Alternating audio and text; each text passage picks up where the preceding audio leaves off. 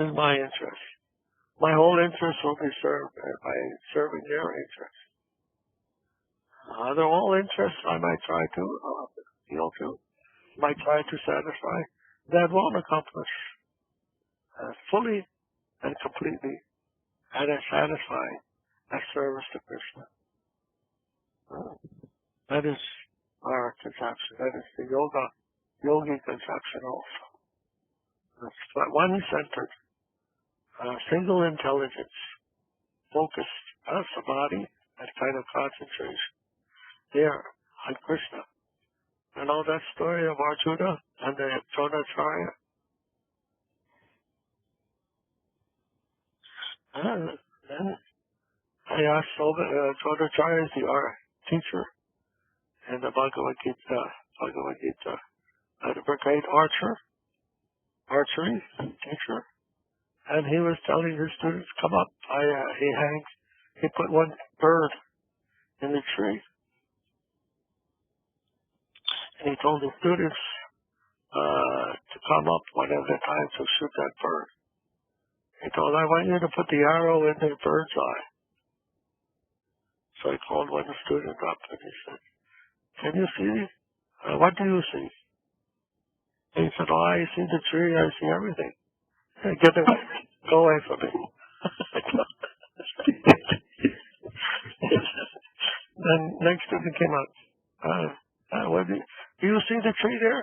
Yes, Gurudev, I see the tree. Let's go from here. And Arjuna came. They said, what do you see? He said, I see black. Black? What do you mean black? You don't see anything? He said, no, I see the black of the bird's eye. That's all. Anything else? No, nothing else. Okay, now you can shoot. You can only see the bird's eye. That's all. No attention to anything else. Then he was able to shoot the eye.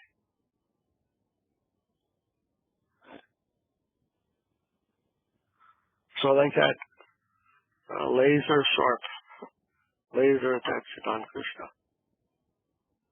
That's there. Then everything will be accomplished. Why not? He is the source of everything.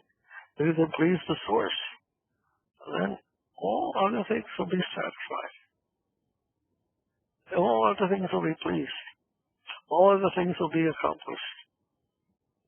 And one who has that faith, then he is a devotee. Then he can make everyone in the whole world happy. Jagat Guru. Even they may be appearing to listen or not listening. That effect will be there. Effect will be there. We'll see everything will change. Yes? Acharya Maharaj always says, Krishna Bhakti koile sarva karma krita hai. By doing Krishna Bhakti, all other works are done. Yes. Found in all the scripture. Eh? So that is the meaning. And what other question do you have? Is that okay? You understand? Thank you very much. Okay. I have a question, Maharaj. Yes?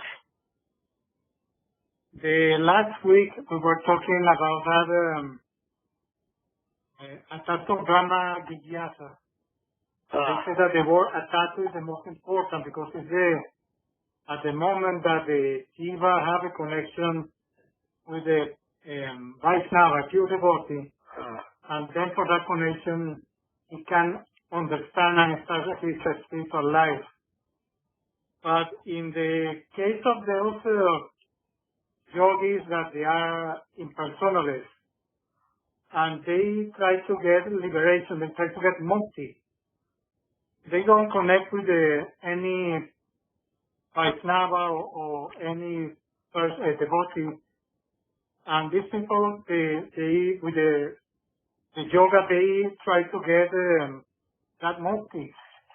They can get the mukti by themselves, or also Krishna has to provide them like sanction, that they can be liberated. How they can get that? Hmm. Yeah. I don't know anyone. Do you know anyone who can do that? No, we see the Bhagavatam, we see many times that people, they do yoga and they personally try to get liberated, but actually Krishna has to sanction everything, but there is no connection with the Guru, there is no connection with Vaishnava. Yes. It's not by their own effort, right? Well, yeah, and maybe they can get, and may be able to get it, but they again have to come down. Because Krishna said, for me, it's easy to get mukti to any person, but not bhakti. Yes. So I think that the Krishna has to sanction also that that soul can receive mukti, not by himself. I mean, well, no, not that. That's not the point. I think, for me, the point is they can go there. Let's say they can get there. But they can remain there. Why? Because they have no connection with devotional life. No service conception, Maharaj? No service, no devotion, nothing. God will keep them there. We are persons. We are living entities. We can't just sit in liberation like that. We won't be able to. That's not our nature. The jiva is active. So without connecting his activities to devotional life, to devotees, to Krishna, like that, with the spirit, heart of devotees, the heart of love, how he can say any place, permanently. Can't stay there. It's not his nature to be emotionless. Not his nature. He can go anywhere. But how long he will stay there? That's the thing. We want eternal liberation. We want permanent, temporary, moksha, momentary. That's not enough. To go there, Prabhupada also told, when they said they went to the moon. So what happened? They went to the moon, but they came back. He could not enter there. He could not enter there. That is life, moon life. There's life in those higher worlds, in that transcendental plane. There's life there. This liberation from this plane does not mean entrance into the higher plane of devotion. And that can only come from love. That life is a life of love. Right?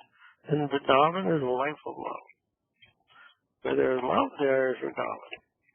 And that love is an exchange. And that means there is more than just one there. Lover and loved. Beloved. And how do you get someone's love? Can you demand it in any way? By your own activities. By what you do. Somehow you have to have some relationship that the other person can also. Then maybe you can awaken some love. By their activities, I always say, not by my activities, but by their mercy. It has to come. They have to be willing to allow you to express your affection, and they express their affection. Then love can be lost. So that requires now finding those who are in that plane and developing a relationship. And that's what we are doing here in a practice state of serving the devotees, serving Guru. Purifying our hearts so that we come to the platform of pure love.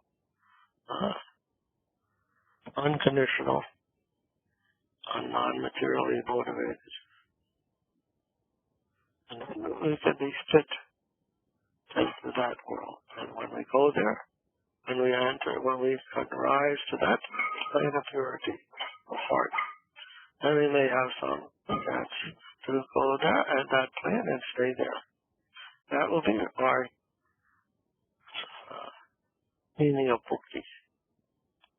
You don't have to come into the platform of envy and hatred and so many things that are going on in this world. The yogis can't get there, okay?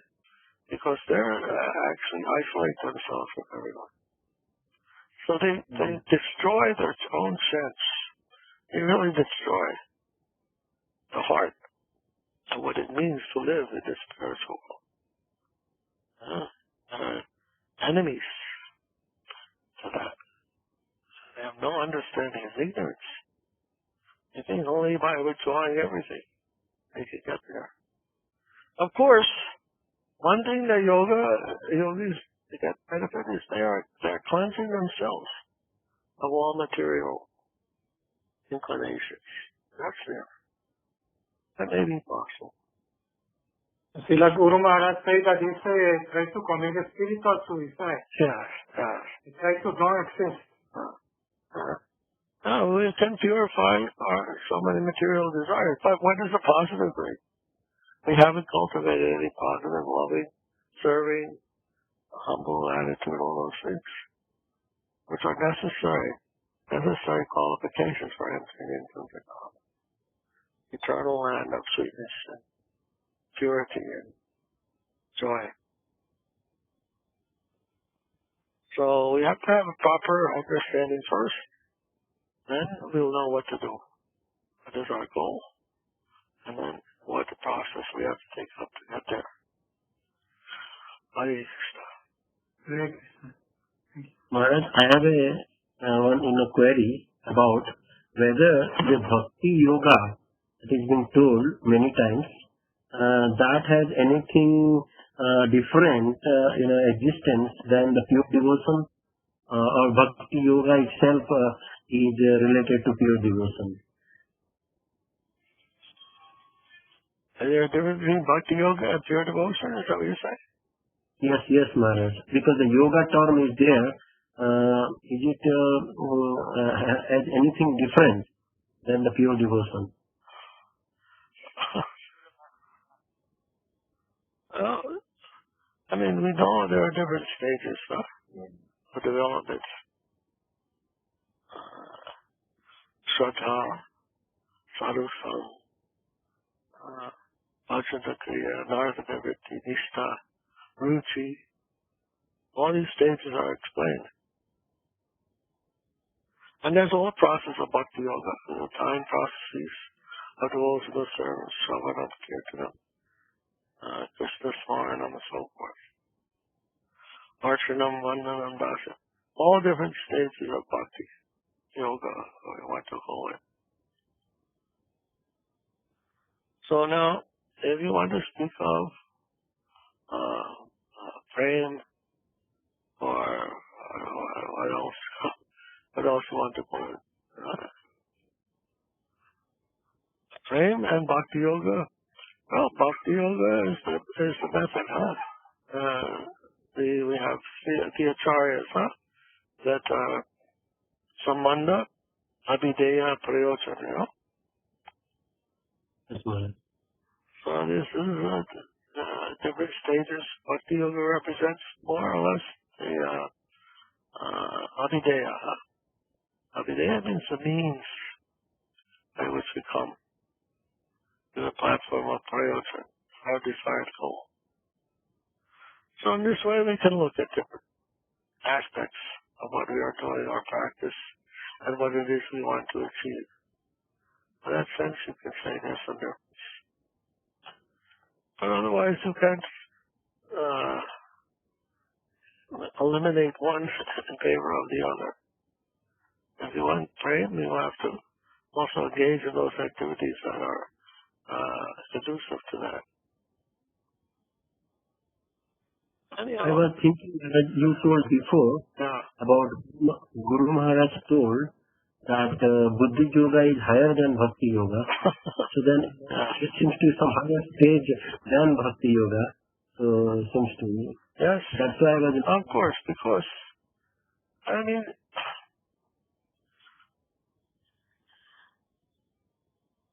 we have no conception. Only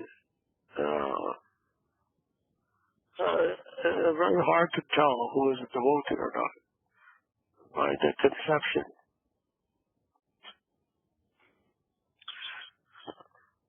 I don't want to criticize anyone that someone may be just chanting Hare Krishna. And what conception do they have? We don't know. We have to inquire from them to find out what is their idea. Anyone can chant Hare Krishna, we know that. And even in the chanting of the holy name, there are different varieties, versions, Kanishta, Madhyam, Uttam. So what is the difference? Their conception. Conception is different. So all can be chanting, but what is their conception? That is also important. Sripad used to give the example of blank bullets shooting. Hare Krishna, Hare Krishna, like a machine gun. That is also chanting. But bullet is empty. The bullet has no pellet in it.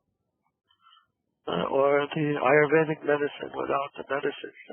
Just the sugar cube without the medicine. So like that. The medicine, the potency is the conception that one has. So it is very hard to recognize or to determine the conception within. The conception within is all important. And one who has that conception, he can see in others. If one devotee has no conception, then he can tell who is who. To some degree, we might be able to understand if we have the right conception ourselves. Bhakti-siddhanta, Saraswati Thakur, he did not accept everyone who came to him and said that they are Vaishnavas. He didn't accept them. Very nice, you are very nice, devotee. All right, go take the shot. In general, the general attitude of the souls who are coming to him was like that. So how to know these things? Govinda Maharaj says, now don't make any offense to anyone, because you don't know who is the Vaishnava. So don't make your judgment the criteria for judging who is devotee or not. Yet still there is some criteria. Otherwise, we don't talk about all these things. Kanishta, Uttam, so forth. The differences. So, anyhow, if we have the good fortune of being in connection with a devotee of higher conception, that is our benefit. Then they can always ask from the higher authority what is what. We may not know ourselves. Anyhow, that's not so important. I think to judge others is not the main thing in our spiritual life. Of course, we want to try to find the highest association and connect with that. But otherwise, criticizing or trying to judge others is not the most important. We want to make our own progress, try to make our own understanding, improve our own conception. And that would be more important than trying to understand who is doing this, who is doing that.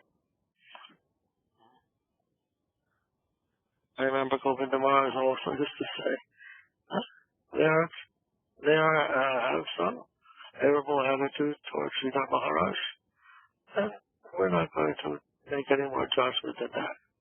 There's enough. They have some favorable attitude. Not envious, then we can accept it. Yes, and then they are making progress. We are also making progress. What's the problem? all to make progress harmoniously. That will be very nice. Try to keep harmony. That will be more beneficial to our progress than to try to make distinctions. And naturally we'll be inclined to associate with those who are more in our own mood, our own level, than those who are not. But really we should know that association means to associate with those who are higher than ourselves, whom we hold to be higher than ourselves. Then we can hope to make progress. If we're in that mood, if we're in that stage of wanting to make progress, then we'll look for that. And I think, anyhow, not everyone seems to be in that kind of mentality either. They're happy where they are, and they're just happy to see the devotees and chant with the devotees. That's also very nice, wherever they may be.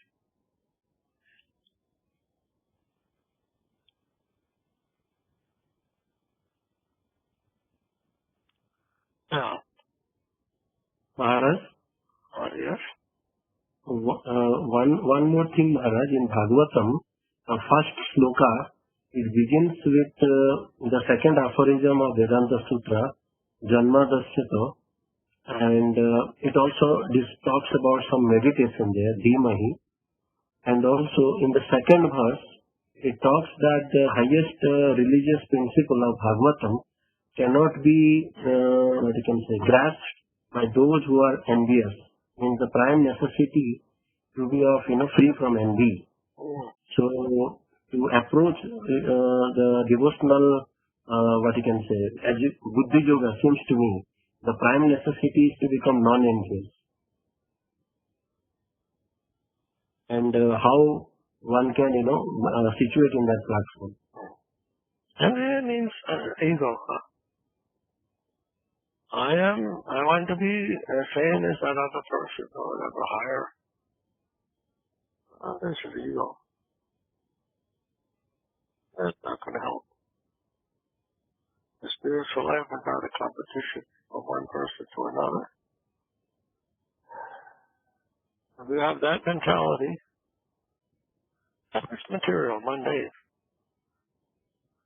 No, there's only one person we are interested in, that's Krishna or Guru. We focus upon that. And all other considerations are not significant for such a person. Soul who is genuinely interested in becoming Krishna conscious and lost all interest in competition with others for anything whatsoever. And these aren't envious. What does he care? Someone may be big, someone may be rich, some may be this, some may be that. That doesn't involve my relationship with Krishna.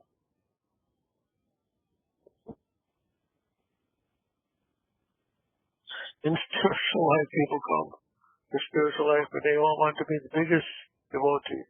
I am the best devotee. I am the purest. I am the highest. I have the highest conception of these things. I can have so many disciples. What kind of nonsense is that? Total ignorance. That's not a Vaishnava. They're not a devotee. They're using devotion to make their popularity. They become a big person. Complete waste of time. Complete ignorance. Whether you're significant or insignificant doesn't matter for a devotee. Doesn't matter. His concern is with Krishna. How does Krishna think about me? How does Guru think about me? How do I think about that? How can I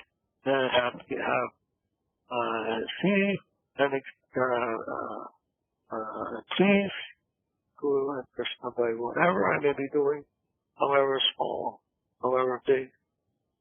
That is the main concern. Only concern, not only main concern, the only concern.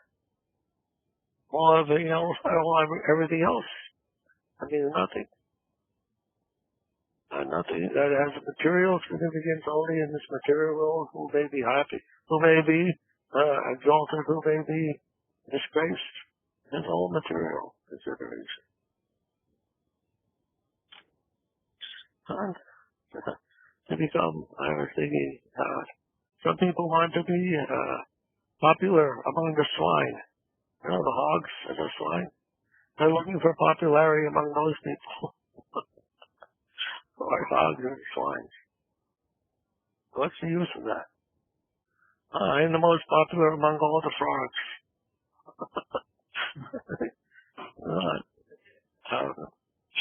Something to aspire for. Once you see that where all people are situated, then to insert yourself as some great person in that company is not so important. They may find it important. If you identify with that classification of persons, then you may find that important. But otherwise, what is that? It's only this type of people that are to establish your relationship with Krishna, and all those other concerns are gone. And then that steep source, all envy will be uprooted also. So ego is involved. Envy. So failure to focus your laser on Krishna, laser of your heart, laser of your mind, laser of your intelligence, the laser of your love. It should be only one pointed, no other target.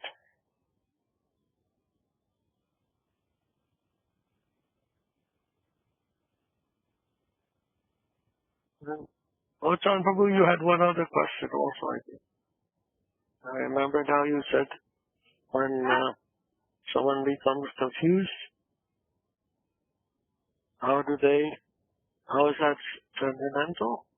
Normally when people are confused, it means they don't know, they don't have the goal in mind properly. Was something like that? Yeah, no, it was just I finally saw I understood that it was kind of a contradiction between Loka 119 and 129. Yeah. From the first one, for example, it talks about that the Pandavas were not scared because of their confidence in Lord Krishna, and then they said, one who takes shelter of the Supreme Lord has nothing to fear, even in the midst of the greatest calamity. Yeah. But then in 129, Arjuna says, my whole body is trembling, my hair is standing on my hand, my bow Gandiva is slipping from my hand, and my feet hurt. So he was feeling scared. So it seems to me about a bit of contradiction there, but I'm not sure. Yeah. You know, when Mahaprabhu, of course, he is Krishna himself. But sometimes when he was experiencing the symptoms of ecstasy,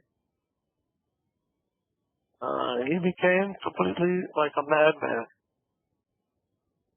Yeah, you know, like to think that the person who's in charge of us, is like a madman who is controlling everything. Can he be a madman? What help do we have to live under such jurisdiction of such a person? But ecstasy can transform one from a sane man to an insane man. So Arjuna was not an ordinary person, and he was trying to, he was undergoing a complete transformation of himself. So he felt these symptoms within his body, and undergoing that transformation. But they are not instabilities. That is a transformation, transformative ecstasy, type of ecstasy. That one is feeling these things. And hair standing on end and so forth. That happens at moments of ecstasy. So that is not the same as a person in the mundane sense who is confused and bewildered and afraid and so many other things, because they have no idea what is what. He was coming to that platform of pure, complete surrender to Krishna. According to that pastime, he was coming to that platform, and therefore passing the different stages of this transformation.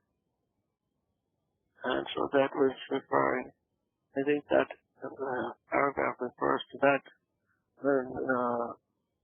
matter of transformation of his position. Transformation. Yeah.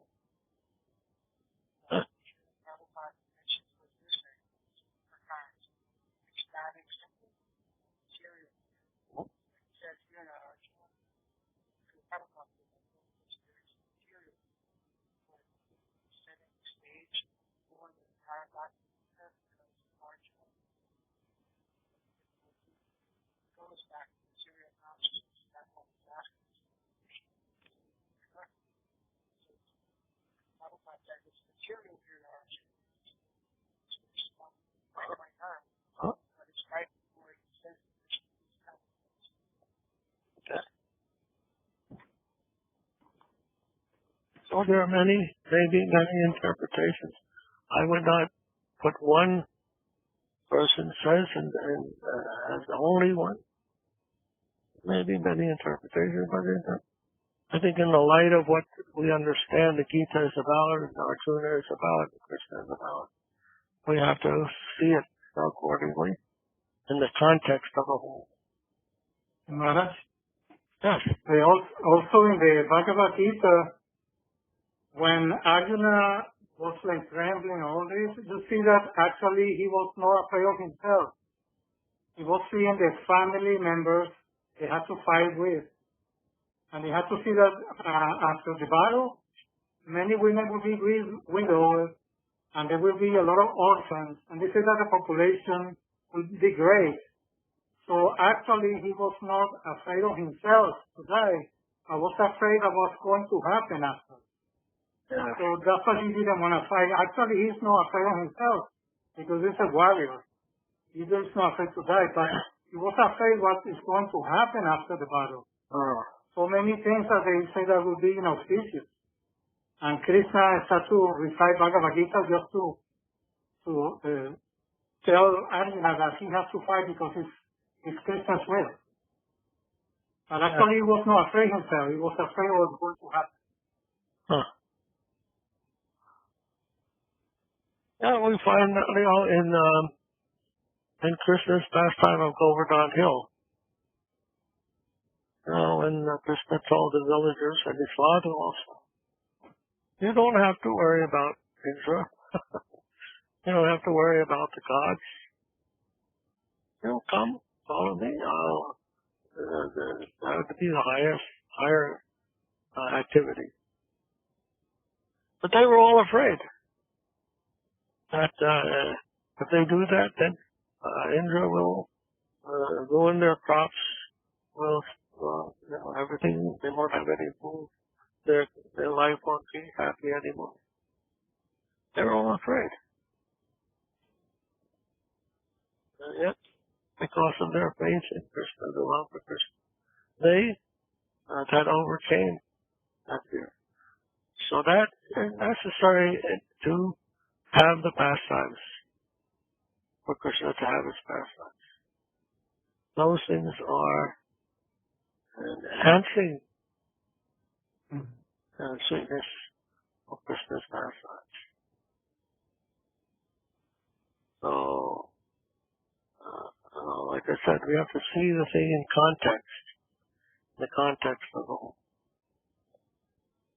Don't just look at one part and try to understand the whole. Because in a different situation, yes, people become afraid of so many things, but they don't have any other thing to turn to. And they become depressed and crazy and whatever. But in this case of the devotees, they may become afraid, but they don't, finally, they're not just hopeless, feeling like that. They have some hope beyond that fear. And they take shelter of this ultimately. That is a difference. That is a difference. Those persons who can do that, they overcome those things, and they come to a new way of seeing things, a new way of understanding, just like all the Rajavasis. They realized after coming under the hill how Krishna powerful he was, how they didn't have it to fear. Indra, even Indra came and offered his dandavats, offered his prayers to Krishna. They all realized who Krishna was. So he takes these things, he makes these situations, just so his devotees can come to him in the proper mood with an increased level of affection, increased faith, increased devotion. It doesn't harm them. It gives them the chance to make that transition from their other conceptions to the Krishna conception. Yes, Arjuna was a good man. He was thinking of all his friends and everything. He had responsibilities. To give that up is very difficult, especially for a good man. A good man doesn't think, I can give up my responsibility like that. My responsibilities to family members and so forth. How can a good man do that? Any irresponsible person might be able to do it. But a good person, a noble person, that is a very difficult thing. And yet Krishna is saying, look, if you can cross that barrier, you can cross that conception, then you'll come to the higher conception, Krishna conception. So, Srila Maharaj say, die to live.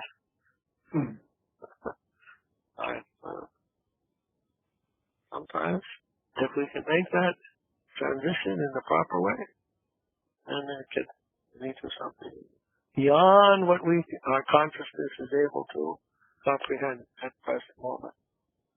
That is growth. That is spiritual evolution. And they have to be done like that. And generally it is. It is done like that. Like that. We'll have to confront some difficult situation before we can come to the higher stage of understanding what is what.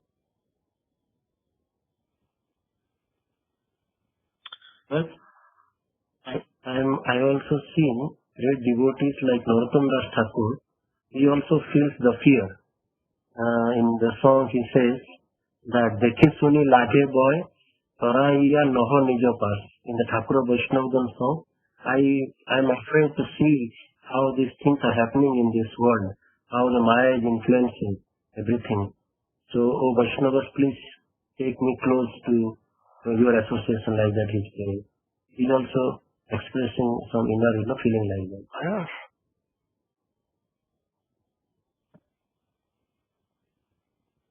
So many examples. Anyhow, I think we should stop now. We're getting a little late.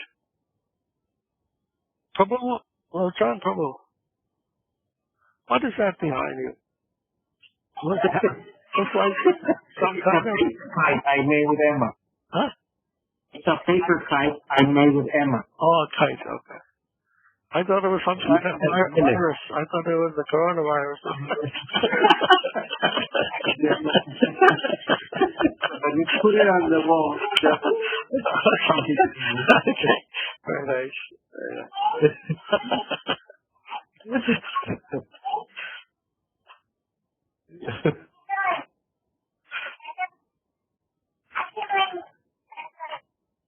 Who is that, Emma? Yeah, that's Emma.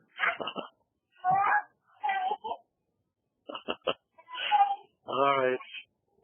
Anyhow, thank you very much, Prabhu, for coming tonight. My Danda, please be well, be safe. Jai Gurudev, Jai Vaishnavinda Ki Jai. Jai. And the Vatsana, everyone. Puri Maharaj ki jai. Dhanyavad Krishna Devi Ki Jai. Jai.